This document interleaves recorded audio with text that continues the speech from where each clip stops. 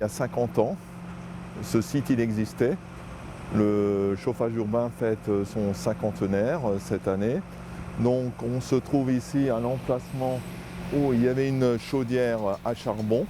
Et il était aussi beaucoup plus facile de mettre la chaudière ici, techniquement, pour les réseaux et aussi pour la relier à l'ancienne cheminée. Le projet d'Ecotral, du groupement Ecotral sous la conduite de Bernard Kempf a vraiment ravi tout le monde lors de la commission d'appel d'offres. Ecotral est une société qui est filiale du groupe Électricité de Strasbourg. Nous intervenons depuis maintenant 30 ans sur tous les domaines qui sont liés au développement de l'énergie, dans un esprit d'optimisation énergétique, dans un esprit aussi d'éco-efficacité énergétique, avec un objectif de réduction de l'empreinte carbone, de réduction des consommations énergétiques. Et nous intervenons beaucoup aujourd'hui dans des projets complexes, dans des projets importants, d'ensembliers, de concepteurs réalisateurs sur des gros projets qui touchent à la production d'énergie par la biomasse, par la géothermie. Nous sommes également présents dans le domaine du photovoltaïque. Et nous sommes aujourd'hui un petit groupe d'une centaine de personnes au total. Et nous avons deux agences, une à Besançon, une à Nancy. Et nous intervenons sur tout le Grand Est, à savoir une région qui, globalement, couvre Reims jusqu'à Dijon. La contrainte majeure de ce projet a consisté à intégrer un process industriel dans un quartier que vous voyez qui est un quartier résidentiel, un quartier centre-ville. Nous nous sommes rapprochés très rapidement de l'architecte Emmanuel Lénis.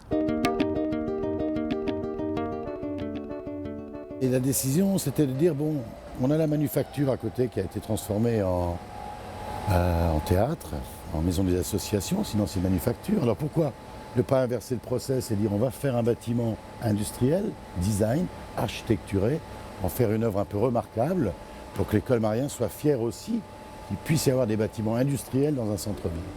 Faire beau, ça ne coûte pas beaucoup plus cher que faire vilain. Le produit majeur, c'est le bois. Donc il fallait le représenter d'une manière un peu plus sympathique que dans une boîte carrée en tôle. Puisque bon, si la nature avait aimé les formes carrées, elle en aurait fait plus en fait. Donc je suis parti sur des formes rondes. Et j'ai essayé de représenter un peu ce que c'était qu'un arbre, ce que c'était que le bois. Donc un arbre, c'est des racines qui viennent comme une griffe, comme ça, se mettre dans le sol. Et puis le bois, il fallait aussi le représenter sous toutes ses formes. Donc d'une part, mon arbre avec ses racines, cette griffe qui non seulement s'ancre dans le sol et vient chercher la nourriture du bois sur la planète, mais également représenter toutes les formes de bois au travers d'une forme ronde et représenter donc toutes les épices de bois qu'on pouvait trouver ici, du chêne, du châtaignier et tous les bois environnants de la ville de Colmar.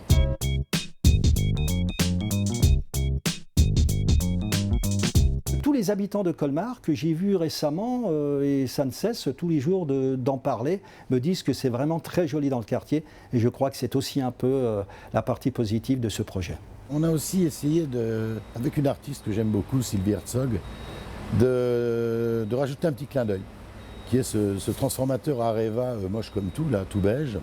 J'ai demandé à Sylvie de réfléchir à l'idée de le réhabiller, de le peindre en trompe-l'œil. On avait deux possibilités, soit une chaudière bois à l'ancienne, soit un tas de bois. Et c'est elle qui m'a convaincu de travailler sur un tas de bois et je trouve qu'elle l'a parfaitement réussi.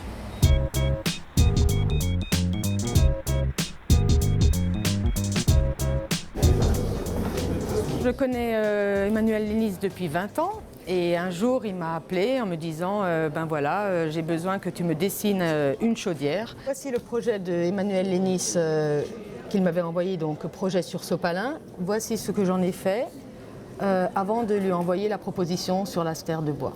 Donc les touches de couleur qu'il y a sur le transformateur, c'est en rapport justement avec ses essences et puis son très grand toit qu'il a mis au-dessus de la chaudière.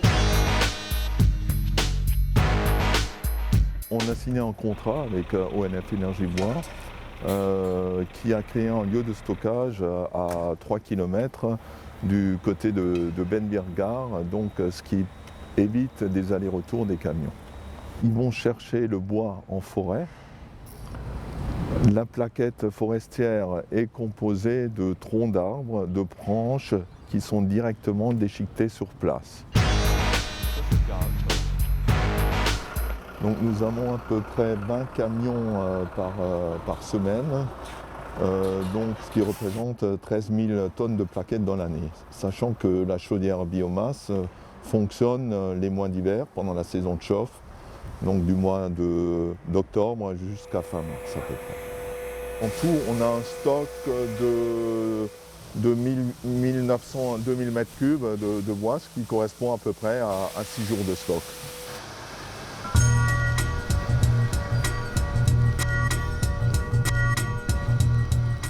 Le bois, il arrive dans les fonds de mouvement. Là, on a une bande de transporteur à chaîne, un poussoir qui pousse le bois sur une grille en 3 parties. Le bois arrive ici, il descend, il tombe, un mini stockage. Le circuit fumé, donc la chambre de combustion, elle est en dessous de 1000 degrés. On passe au circuit, on passe dans une chaudière à tube de fumée. Au niveau de la chaudière, donc, il y a 3 niveaux. Donc là en bas, il y a le foyer. Au-dessus, il y a l'eau chaude qui est produite, puis la vapeur qui passe de l'autre côté. Nous avons choisi là un process autrichien, Urbas, qui est réputé au plan européen, voire au-delà. Nous avons une chaudière qui a un foyer de 10 MW de puissance, mais qui assure nominalement une puissance de 8 MW, qui était l'objet du concours. Donc on a un foyer qui peut aller un peu au-delà de cette puissance nominale qui nous a été indiquée. Cette chaudière est imposante, elle est très lourde, elle fait près de 15 mètres de haut, elle pèse avec l'eau à l'intérieur et avec l'ensemble des équipements plus de 150 tonnes. Les premières particules les plus grosses sont récupérées là et toutes ces particules ici sont réinjectées dans la chambre et on ressort pour passer dans un électrofiltre et les poussières fines tombent dans ce sac et c'est grâce à lui qu'on est en dessous de 10 mg par nm3. Et là on ressort à la cheminée.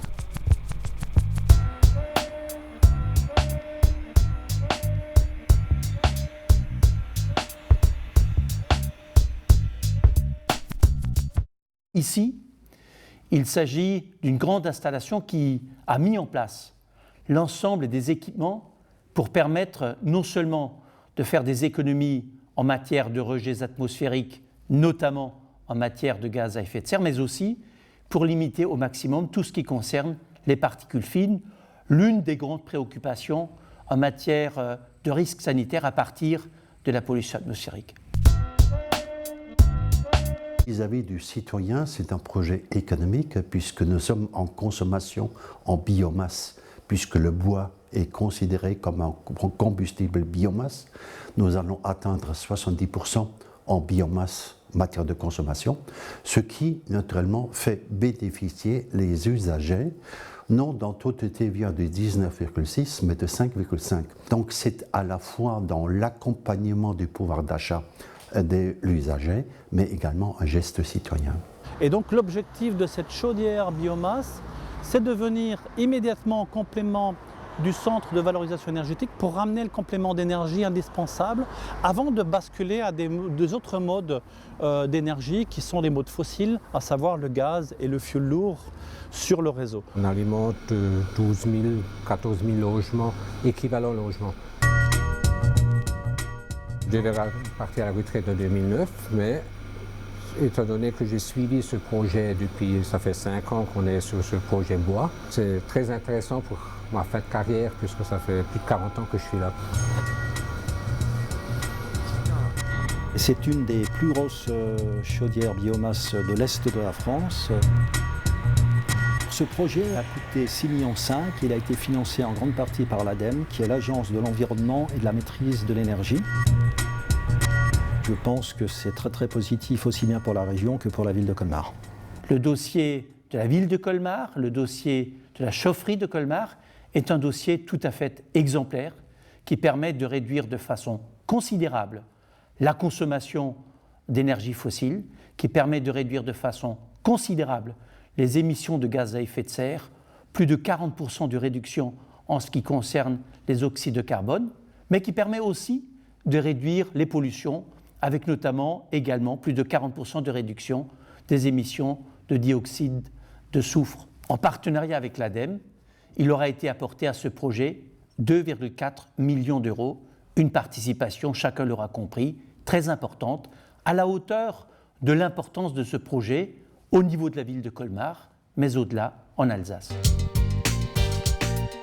Au nom du groupement que nous avons piloté, Ecotral, je tiens à remercier l'ensemble, d'une part, des partenaires qui ont participé à ce projet, le maître d'ouvrage tout d'abord, la Société colmarienne de chauffage urbain, ainsi que toute l'équipe de partenaires qui nous a entourés, l'architecte tout d'abord, Emmanuel Lénis et son équipe, le génie civil, l'entreprise Scherbrich, l'entreprise Stille pour toute la partie hydraulique et toutes les entreprises qui ont participé à ce projet, sans oublier bien sûr le process, qui est l'élément le plus important, l'objet principal de ce projet, à savoir la société Urbas représentée par André Technologies.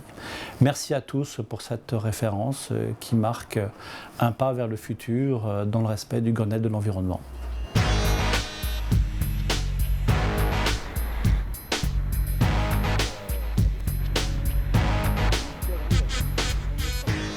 Ce bâtiment, c'est bien sûr une aventure industrielle, comme on a pu le voir, mais c'est aussi une aventure humaine. Au-delà des décideurs politiques qui ont voulu réaliser cette chaudière biomasse, il faut aussi saluer, je pense, toutes les entreprises alsaciennes, colmariennes, qui ont voulu avec nous traduire des plans, des dessins, des idées en un magnifique bâtiment qui fonctionne. Et ça, tous ceux qui étaient là, et ça représente quand même 350 à 400 personnes, c'est basé sur la confiance. Je voulais leur dire merci.